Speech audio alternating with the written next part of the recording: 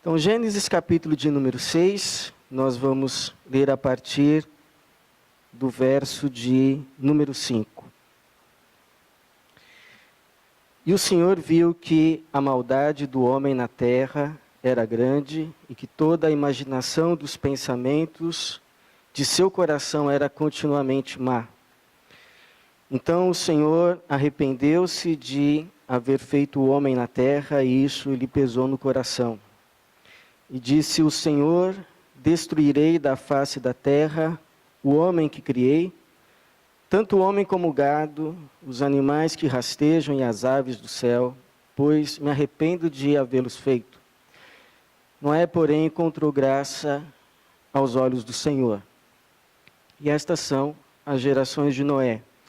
Ele era homem justo e íntegro em sua geração e andava com Deus. Noé gerou 3 filhos, Sem, Cã e Jafé. A terra, porém, estava corrompida diante de Deus e cheia de violência. Deus viu a terra e ela estava corrompida, pois a humanidade toda havia corrompido a sua conduta sobre a terra. Pai bendito, obrigado porque é o Senhor quem nos traz aqui. E queremos também não apenas entregar o nosso louvor, a nossa vida, mas ouvir também a Tua palavra, a Tua voz. O Senhor se digne de falar conosco para a glória do Teu nome, o nome de Jesus. Amém. Eu estou 6 meses aqui em Basel. E se tem uma coisa que me chamou muito a atenção, são os templos. Os templos cristãos, tanto pela quantidade quanto pela grandeza. E esses templos, eles testemunham de um passado glorioso, de um despertamento certamente fora do comum que essa cidade viveu em relação à fé, a fé cristã. Mas hoje esses templos continuam testemunhando. E eu penso que hoje eles testemunham de uma geração indiferente àquela fé que um dia deu forma a essa sociedade que chamamos de sociedade suíça.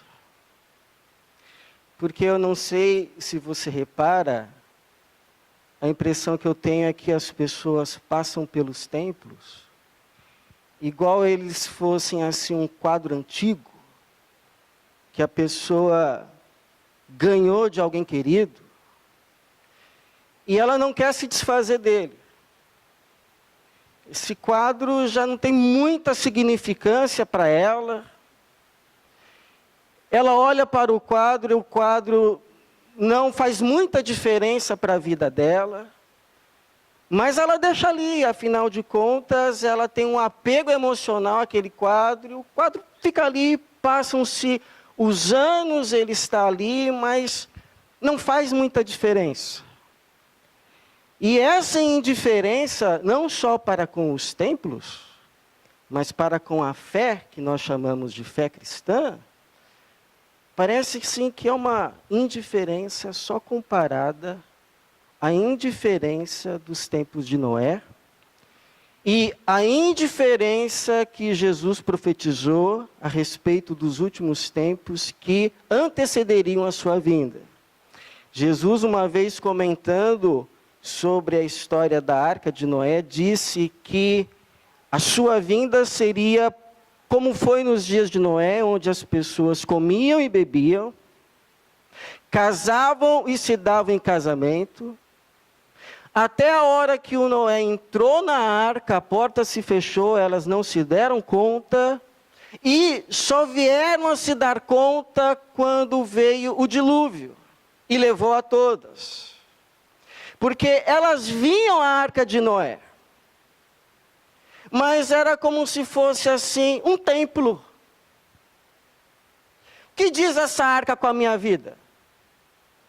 Eu tenho um casamento para casar, daqui 6 meses eu estou ocupado com os preparativos. Eu tenho que terminar a reforma da minha casa, eu tenho que terminar os meus estudos, e o tempo ia passando e a arca ali.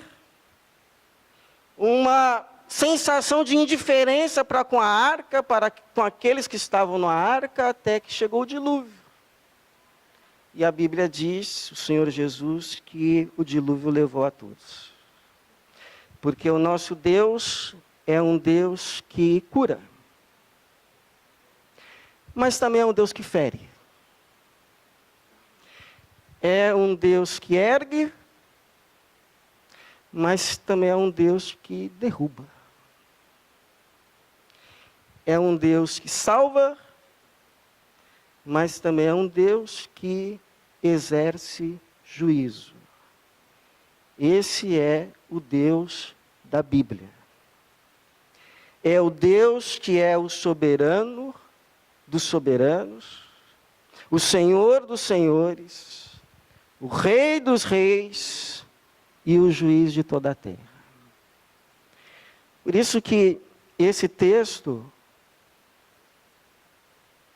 da Arca de Noé, do dilúvio, é não apenas um texto que fala de juízo, que revela que o Deus a quem servimos é um Deus de juízo, mas também é um apelo à conversão e à salvação. E a conversão de que pecados? Primeiro, ao pecado da indiferença para com Deus. Eu me lembro de um pastor que me explicou a diferença entre um ateu e um ateu prático. O ateu é o ateu, você sabe, é aquele que diz, eu não acredito em Deus, eu não consigo crer naquilo que vocês creem, para mim isso é coisa de gente que não consegue explicar os sofrimentos da vida, então precisa se apegar a alguma coisa, e eu preciso e prefiro ser forte e encarar a vida como ela é. Esse é o ateu. Agora, o ateu prático é aquele que diz que acredita em Deus, mas vive como se ele não existisse. Deus para ele é alguém assim, é uma realidade que ele reconhece, existe essa realidade. Mas é uma realidade que não faz muita assim diferença na minha realidade. É alguém assim que existe, mas não faz parte, até faz parte da minha vida nos momentos de aperto, nos momentos de ai meu Deus, mas ele não é determinante para as minhas decisões, para aquilo que eu escolho, para aquilo que eu faço, para aquilo que eu penso. Meu pensamento não é moldado por esse Deus. Eu reconheço que Ele existe. Eu não quero abrir mão da minha vida e das coisas que eu quero por causa dele. Então eu reconheço, eu não falo mal, eu não critico quem o segue, mas não quero saber. E é interessante que no meio de uma geração de ateus práticos, gente que não negava a existência de Deus, mas vivia como se ele não existisse, Deus encontra um homem a quem ele atribui graça. Um homem que se chama Noé, e que segundo o verso de número 9, ele tinha 3 qualidades. Ele era justo, ele era íntegro em sua geração, não justa e nem íntegra. E o que fazia desse homem justo e íntegro, 2 qualidades de Deus, é o que o versículo vai dizer no finalzinho. Ele era justo e íntegro em meio a uma geração que não era justa nem íntegra, porque ele andava com Deus. E o que é esse andar com Deus? É uma pessoa que acorda de manhã e diz assim, Senhor, como vai ser o nosso dia.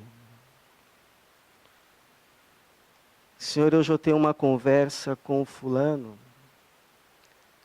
Como que eu devo conversar essa conversa? Eu estou tendo um problema com o meu filho.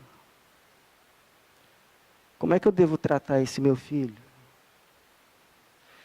Eu preciso tomar uma decisão. Eu tenho uma vontade. Eu tenho uma coisa em mente. Mas o que o Senhor pensa a respeito disso? Porque a tua opinião a respeito de toda e qualquer coisa, para mim, pesa. E eu sei que se eu não me abrir àquilo que o Senhor me diz, eu vou colocar a minha vida a perder. Porque muitas vezes eu achava que sabia o caminho, que eu não precisava da tua opinião, e eu me perdi. E eu sofri. E eu fiz gente sofrer. E eu me machuquei, e machuquei muita gente. Então, eu reconheço, e eu sei também, que se eu não submeter a minha vida ao Senhor, tem alguém aqui dentro de mim que vai sair para fora, e vai fazer de mim uma besta fera. Alguém que só se importa com seus próprios desejos, com a sua própria felicidade, e aí em nome dessa felicidade pisa nos outros.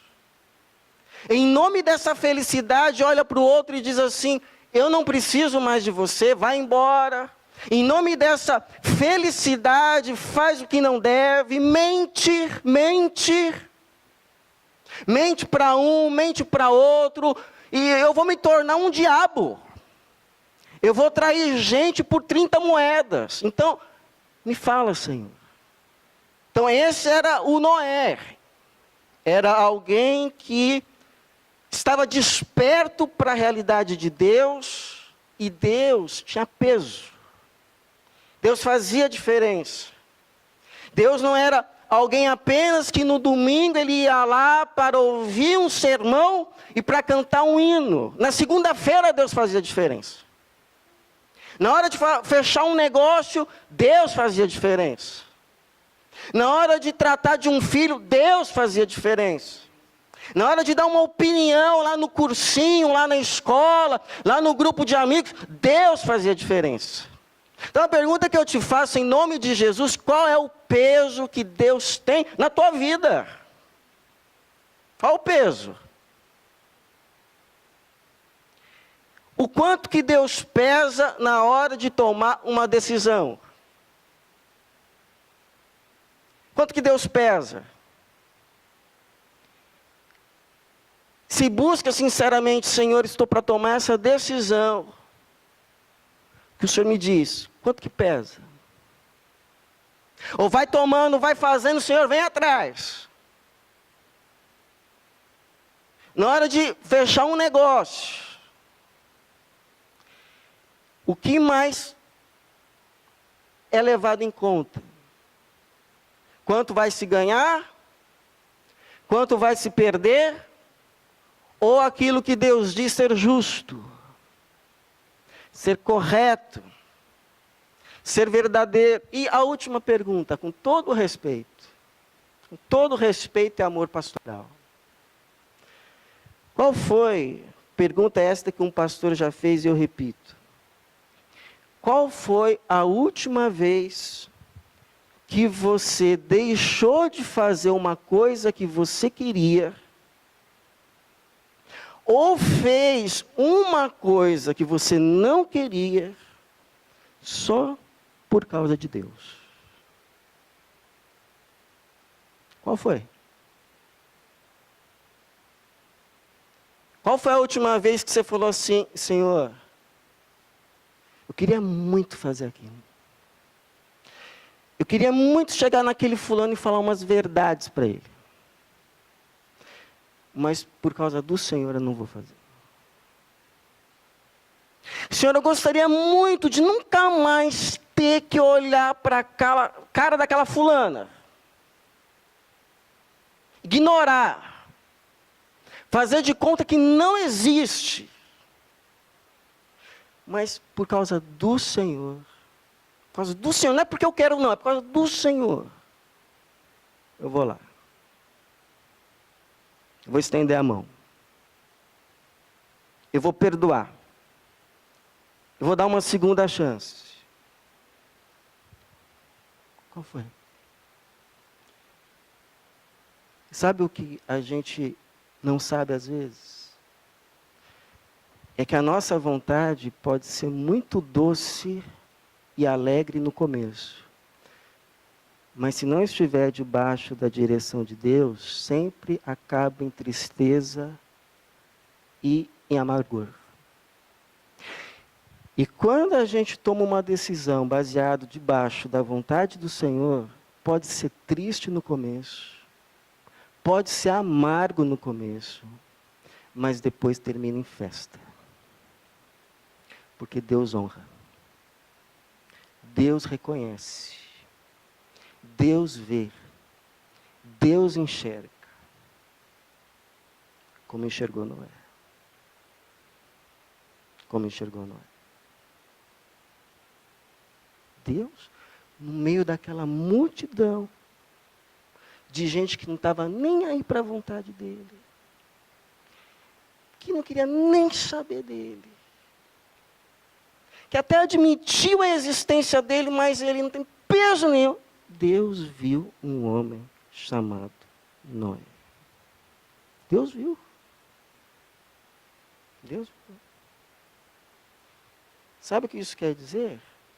Que nas lutas da sua vida, mesmo quando ninguém vê, mesmo quando ninguém souber, e você fizer aquilo que é certo aos olhos de Deus, só por causa de Deus, só por causa dele, Deus vai ver.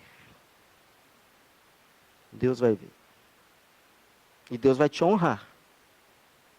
Deus vai te abençoar. Eu lembro que quando mais jovem, eu tinha lá uns 18, 20 anos, meu sonho era ser desenhista numa companhia lá dos Estados Unidos. E tinha uma pessoa que podia me ajudar. E essa pessoa, ela me deu um trabalho, como se fosse assim, um pré-requisito. Só que quando eu olhei o trabalho, eu logo vi que o trabalho não agradava a Deus. Eu sabia. Eu peguei, levei para casa, até porque quando a gente quer muito uma coisa, a gente quer se convencer a si mesmo e a nossa consciência, até a Deus, que é bom. Então, meu plano era o seguinte: eu vou fazer de uma forma que agrade a Deus. Eu sei que não é certo, mas eu vou fazer de uma forma que o pecado fique menos pecado. E aí eu tentei, irmãos, eu confesso que eu até comecei, mas eu não tive paz. Você que é crente, você já tentou fazer uma coisa que você sabe que é errada e não conseguiu? Que aí você vai fazer, você fala assim, não, eu vou fazer, eu vou. Aí você vai, o Espírito Santo começa a falar, você tem certeza? A quem você quer enganar? Você sabe que isso não está certo. Você sabe que isso é errado. Você está fazendo de conta que não está vendo, mas está diante de você. Aí, irmãos, eu não tive outra saída, que eu estava sem paz. Eu liguei para a pessoa e eu falei assim, olha, me desculpa, eu peguei o trabalho, mas eu não vou fazer. Me perdoe, eu não posso fazer. Mas por quê? Não posso. E por que eu estou te contando isso? Porque eu imaginava que quando eu desligasse o telefone, Não era celular ainda, era aquele do ganchão mesmo. Quando eu pusesse o telefone no gancho, eu ia ser invadido assim por uma tristeza. Ao ver o meu sonho, desde lá de infância, batendo asas. Mas eu digo para você que quando eu pus o telefone no gancho, mas me veio uma alegria. Me veio uma paz.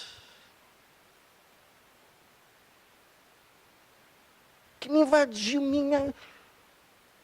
encheu. Encheu. Encheu. E aí eu entendi porque o salmista diz assim: Senhor, é na tua presença que há abundância de alegria. Então não deixa a serpente te enganar. Agora, um segundo pecado que a gente precisa se converter, primeiro é da indiferença para com Deus. E uma diferença manifesta não em dizer que Ele não existe, não em de não ir para a igreja. Não é isso que eu estou falando.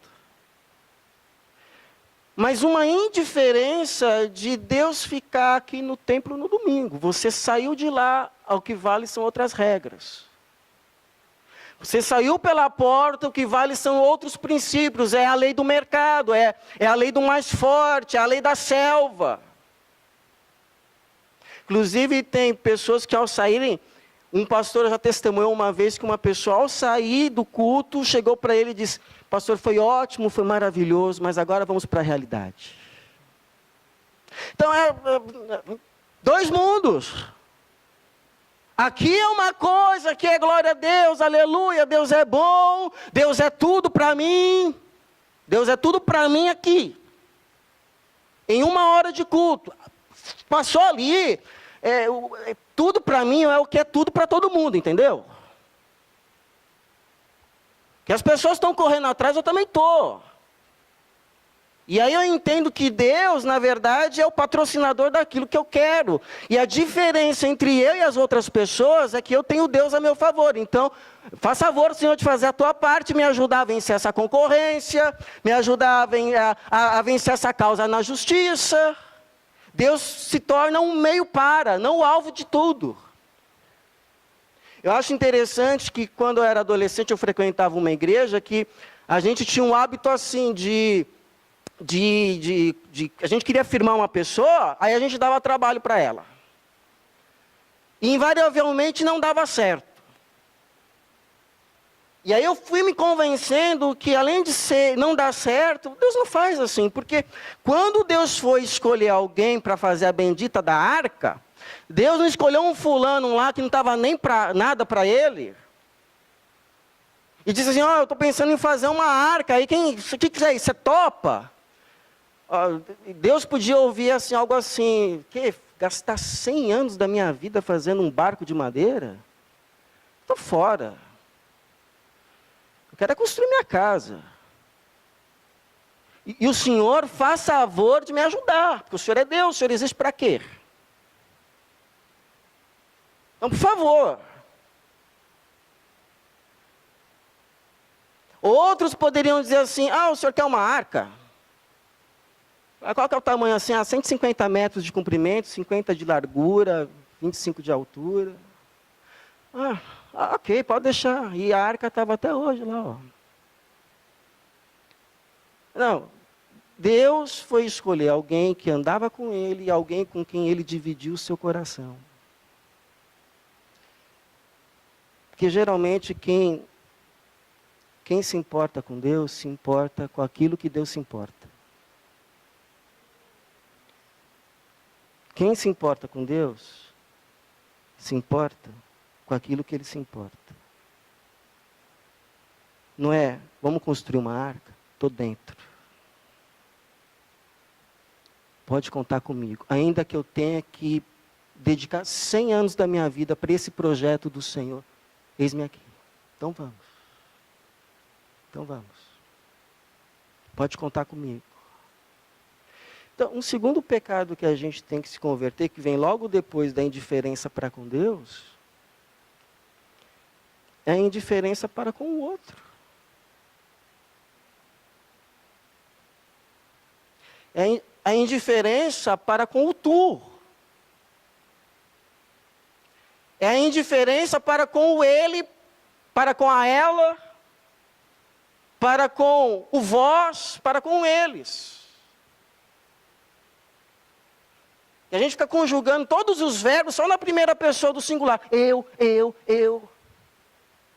quero, eu preciso, eu mereço, eu sou, eu faço, eu tenho razão. Chega de eu, chega. Tem mais quantas pessoas? Outras pessoas, não tem só o eu. Então, um teste aqui, que eu me submeto também. Pensa que essas coisas que eu estou falando é só para mim. Para mim. Quem aqui de verdade se importa com aquelas pessoas que estão no norte do Iraque e na Síria, ameaçadas de morte e decapitação? Quem se importa? Quem se importa?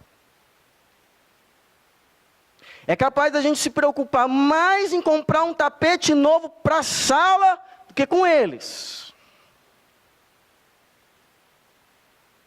Quem aqui se importa com as pessoas lá em São Paulo, que moram lá nos subúrbios, que estão sofrendo com a seca?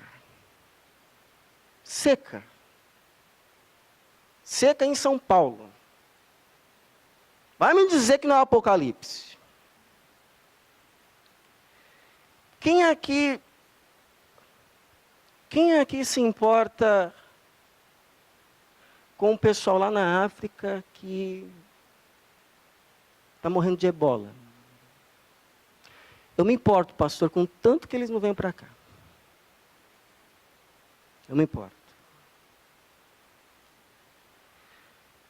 Então, eu não estou dizendo que a gente tem que se engajar em tudo.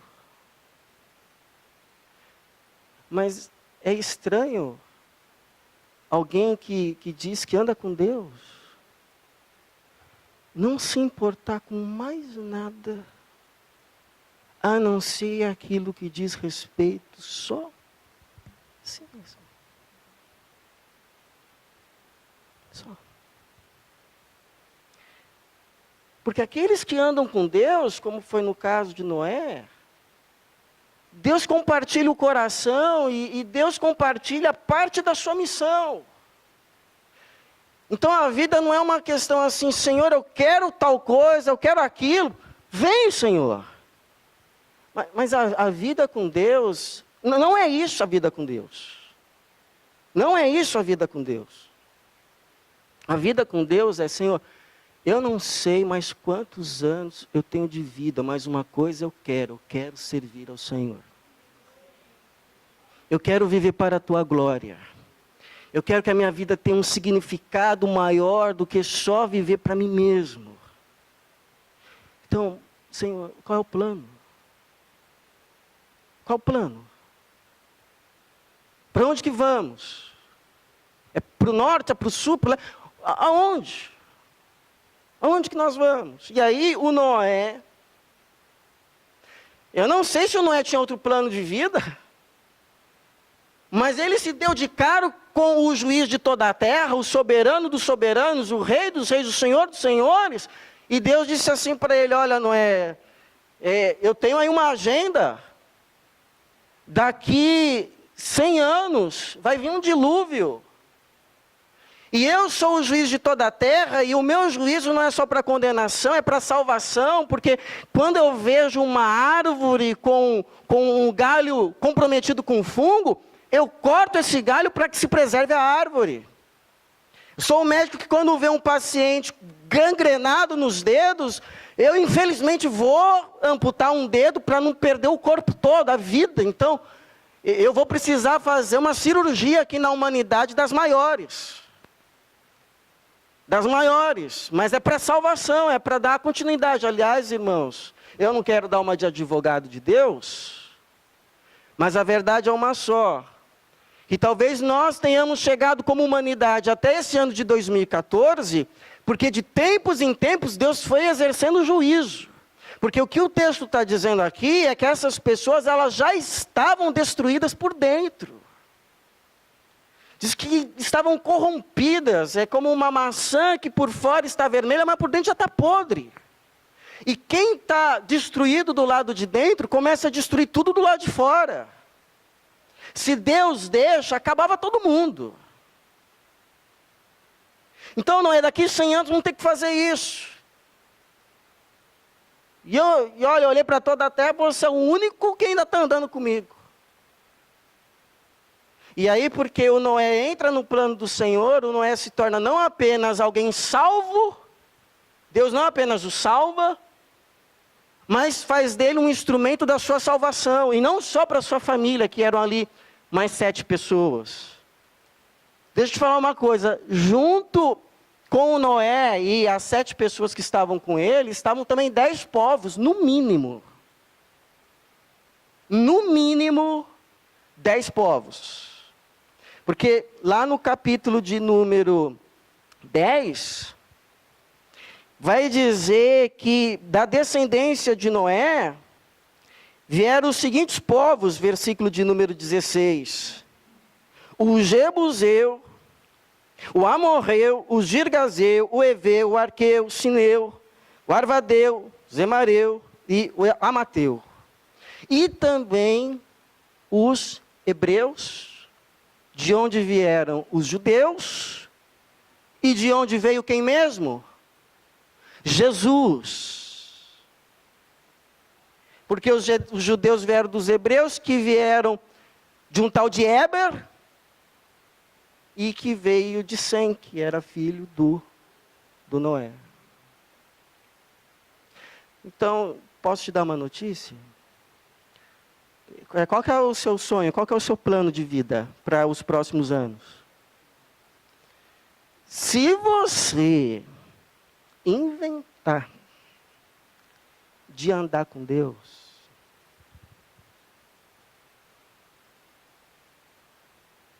Ele vai te dar alguma coisa para fazer.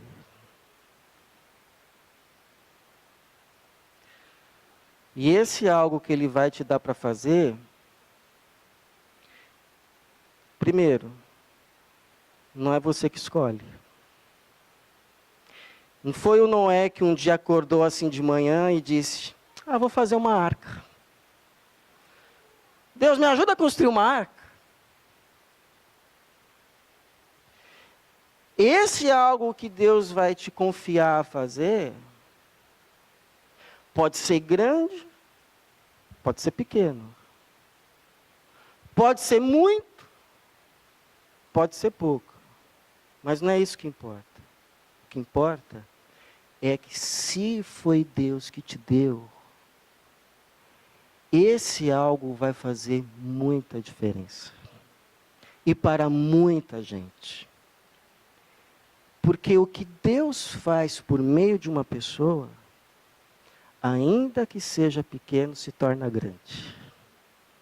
Ainda que seja pouco, se torna muito. E Deus faz aquilo que é incomum por meio das coisas comuns. Eu acho impressionante. Pessoas que fazem das coisas mais comuns, das mais comuns, mas porque Deus é quem mandou fazer, aquilo se torna uma bomba. Aquilo se espalha, aquilo faz uma diferença enorme na vida de mais gente do que aquela pessoa imagina.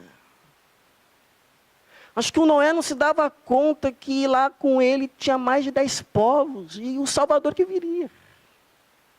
Dentro de uma arca de madeira. Então a vida não consiste em fazer grandes coisas, mas simplesmente fazer aquilo que Deus manda. E aí eu me lembrei de uma mulher que se chamou Susana Wesley. Sabe qual foi o ministério que Deus deu para Susana Wesley? Cuidar de filhos. Cuidar de filhos. Você reclama de 2, de 1, ela cuidou de 19. 19. Depois você lê a bibliografia, ela tinha todo um método, entendeu? Para cuidar de 19. Toda uma disciplina. Mas ela encarou aquela missão que alguém pode olhar assim, cuidar de filho.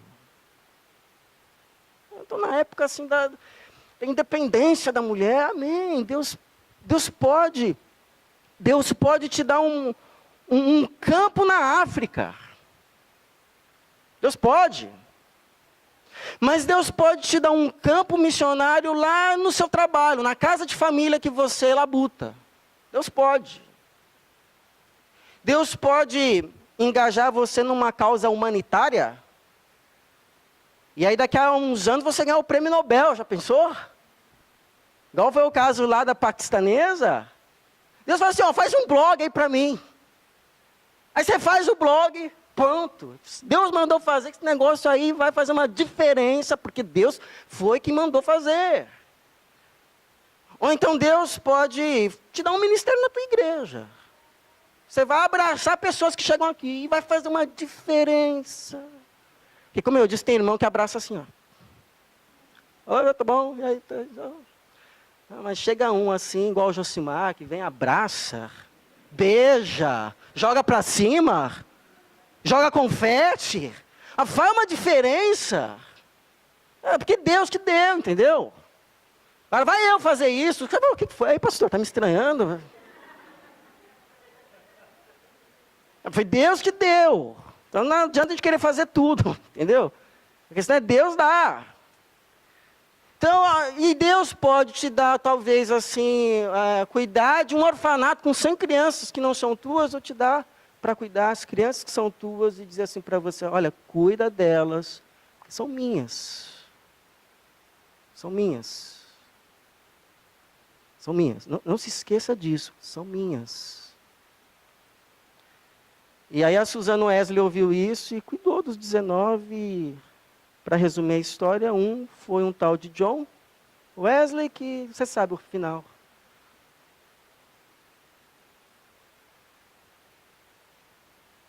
É por isso que a Bíblia fala que o nosso trabalho no Senhor, ainda que seja cuidar de um filho, não é em vão.